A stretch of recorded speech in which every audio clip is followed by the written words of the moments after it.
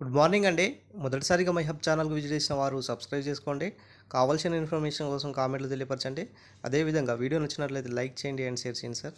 So, ఈరోజు వచ్చినటువంటి అన్ని న్యూస్ పేపర్‌లో గనుక వార్త గనుక చూసుకున్నట్లయితే జీపీఓ ఎగ్జామ్ టఫ్. ఇక్కడ చూడొచ్చు సార్. స్కో స్క్రీనింగ్ టెస్ట్ పేరిట పరీక్ష కఠినమైన ప్రశ్నలతో ఉక్కిరిబిక్కిరి. ఇంగ్లీష్ క్వెషన్‌లతో ఇబ్బందులు. 28, 29 తేదీలో సర్టిఫికేట్ వెరిఫికేషన్ ఉంటుందనేసి ఇక్కడైతే ఇవ్వడం జరిగింది. ఏదైతే రాష్ట్ర వ్యాప్తంగా గ్రామ రెవెన్యూ వ్యవస్థ ఏర్పాటు చేసేందుకు గ్రామ పాలనాధికారుల పోస్టులను ఆదివారం పరీక్ష నిర్వహించారు. అన్ని జిల్లా కేంద్రాల్లోని పూర్వపు వీఆర్ఓ, వీఆర్ఏల ఎగ్జామ్స్ జరిగింది. స్క్రీనింగ్ టెస్ట్ పేరిట కఠినమైన పరీక్ష పెట్టారన్న ఆందోళన వారిలో వ్యక్తమవుతున్నది. సో, 100 మార్కులు 5 ప్రశ్నలని ఒక్కో దాంట్లో మళ్ళీ 2 క్వెషన్లు ఉన్నాయనేసి అభ్యర్థులు తెలిపారు. 4, 5 ప్రశ్నలు ఇంగ్లీష్‌లో ఇచ్చారు. వాటికి ఇంగ్లీష్‌లోనే సమాధానం రాయాలన్న నిబంధన పెట్టారు. అయితే సాధారణ స్థాయిలో పరీక్ష ఉంటుందని అధికారులు ముందుగానే ప్రకటించారనేసి, ఇప్పుడేమో ప్రశ్నాపత్రంలోనే హార్డ్‌గా అనిపించిందనేసి కొందరు అభ్యర్థులు అభిప్రాయపడ్డారు. సో, ఇందులో ఎస్సీ, ఎస్టీలకు 30% మార్కులు రావాల్సి ఉన్నది. ఎస్సీ, ఎస్టీలకి ఎంత సార్? 30% మార్కులు. ఇతర కేటగిరీ వాళ్ళకు 35 కనీస మార్కులు రావాలన్న నిబంధన పెట్టారు. సో, అయితే ఈ ప్రశ్నలు సమాధానాలు అన్నీ కూడా డిస్క్రిప్టివ్ మెథడ్‌లో ఉన్నాయి. ఎన్ని వాక్యాలు రాయాలి, ఎంత మేరకు రాయాలి అనే సూచనలు ఇవ్వలేదు. కొందరేమో సుదీర్ఘంగా రాస్తే మరికొందరు అరకొరగా రాసినట్లుగా సమాచారం ఉన్నటువంటి పరిస్థితి ఏర్పడింది.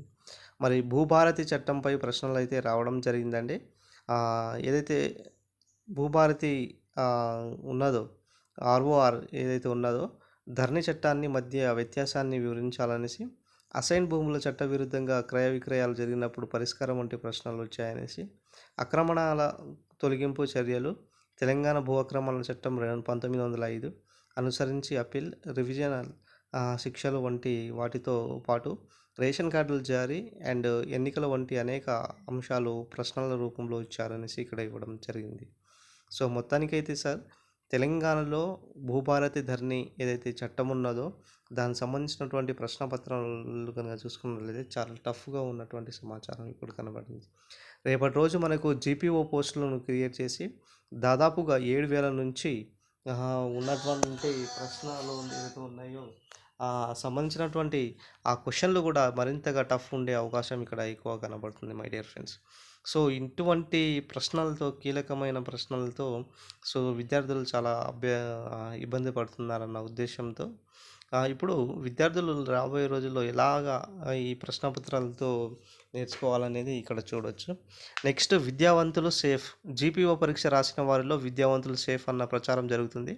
అంటే రాయడం, చదవడం వంటి వాటిలో జ్ఞానం ఉన్న వారంతా పాస్ అవుతున్నారని, అసలే వాళ్ళ ఫైల్‌ని చదవరాని, ఫైల్‌లు రాయలేని వాళ్ళు మాత్రం ఎగ్జామ్స్‌లో పాస్ కావడం కష్టం. రాష్ట్ర వ్యాప్తంగా 10,954 పోస్టులకు సగం మంది కూడా పరీక్ష రాయలేదనేసి ఇక్కడ చెప్పడం జరిగింది. మరి ఈ క్రమంలో అందరికీ పాస్ చేసే అవకాశం ఉందన్న అభిప్రాయం సైతం ఉంది. ప్రశ్నపత్రాలను జేఎన్‌టీయూ అధికారులను అప్పగిస్తే తెలిసింది. మరి 28, 29లో సర్టిఫికేట్ వెరిఫికేషన్ కూడా ఉంటుందనేసి ఇక్కడ సమాచారం సార్. జీపీఓ పరీక్ష రాసిన అభ్యర్థులు ఎంపిక ప్రక్రియ వేగవంతం చేస్తున్నారు. ఆదివారం పరీక్ష పూర్తయింది. 28, 29 కల్లా దీనికి సంబంధించినటువంటి సర్టిఫికేట్ వెరిఫికేషన్ చేయాలనేసి కలెక్టర్లతో ఆదేశాలు అందాయి. ఒరిజినల్ విద్యార్హత పత్రాలు, 10 ఇంటర్, డిగ్రీ ఇతర పత్రాలు, క్యాస్ట్ సర్టిఫికేట్, ఒరిజినల్ సర్వీసెస్ సంబంధించిన పత్రాలు. ఇందులో 50-60 మంది అభ్యర్థులు అధికారిని నియమించారు. ప్రధానంగా నాయబ్ తహసీల్దార్ అపాయింట్మెంట్ చేశారు. వచ్చే నెల 2వ తేదీ నాటికే జీపీఓల నియామకం పూర్తి కావచ్చనేసి అంచనా వేస్తున్నటువంటి సమాచారం ఇక్కడ చూడొచ్చు సార్. మొత్తానికైతే జీపీఓ ఎగ్జామ్ అనేది చాలా టఫ్‌గా వచ్చిందనేసి ఇక న్యూస్ ఇక అప్డేట్ అండి. ఇంకా మా ఛానల్‌ని ఎవరైనా సబ్స్క్రైబ్ చేసుకోకపోతే సబ్స్క్రైబ్ చేసుకోండి my dear friends. Thank you friends. Thank you one and all.